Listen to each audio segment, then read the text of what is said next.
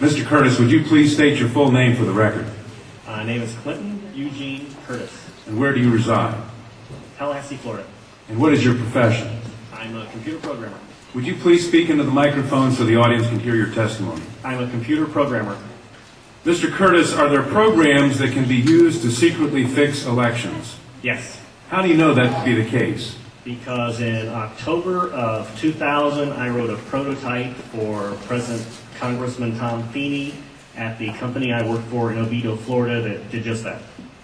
And when you say did just that, it would rig an election? It would flip the vote 51-49 to whoever you wanted it to go to and whichever race you wanted to win. And would that program that you designed be something that elections officials that might be on county boards of elections could detect? They'd never see it. Mr. Would you answer that question once again? They would never see it. So how would such a program, a secret program that fixes the election, how could it be detected? You would have to view it either in the source code, or you'd have to have a receipt and then count the hard paper against the actual vote total. Other than that, you won't see it. All right, Mr. Curtis, if you had been asked, you or others with your professional expertise had been asked to design a protective program that would protect the Ohio elections from against such software to fix the election, could you have done so? If we've been asked to make a program that can fix the election, sure, anybody can do it. No, could you have designed a program or a procedure or a protocol that would have protected Ohio against this kind of rigging?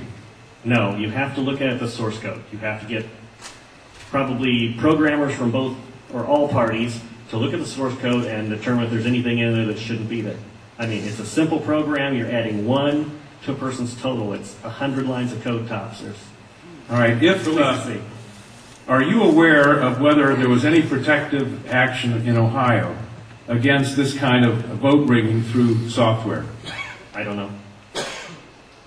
You don't know? I don't know. You were not asked to assist in the development of any protective system. Is that correct? No, I was not. In Europe, have you reviewed at all the election results in Ohio? No, I haven't.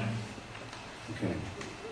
Given the availability of such vote rigging software and the testimony that has been given under oath of substantial statistical anomalies and gross differences between exit polling data and the actual tabulated results, do you have an opinion whether or not the Ohio election, presidential election, was hacked? Yes, I would say it was. I mean, if you have exit polling data that is significantly off from the vote, then it's probably hacked. And your testimony is under oath? Yes, sir. And the testimony you've given is true? Yes, sir. Thank you.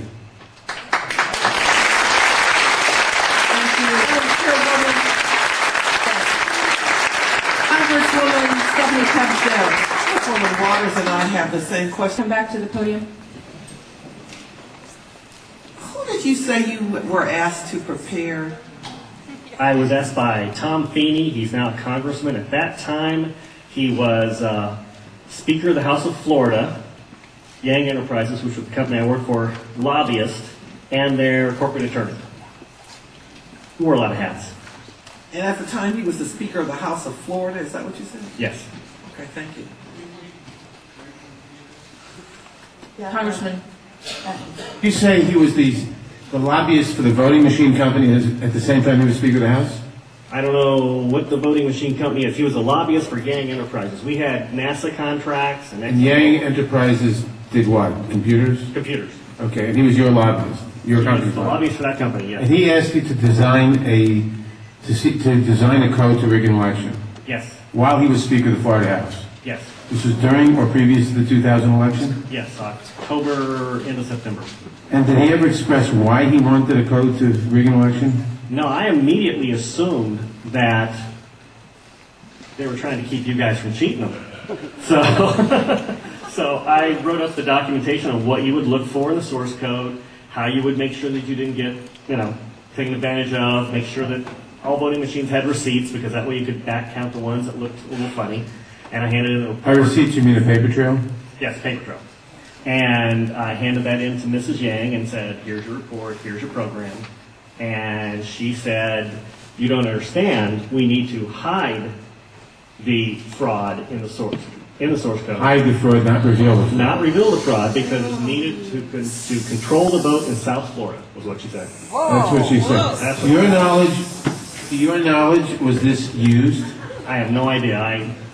I was ready to leave, so I retired and left the company. Your testimony a moment ago, I think you said just before you left in answer to Congresswoman Tubby Jones' question, would you just repeat what you said in terms of the exit polls?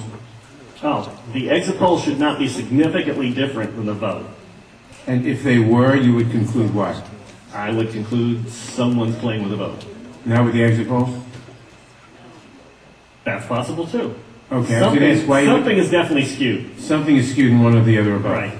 To select which one, you'd have to see where the problem is.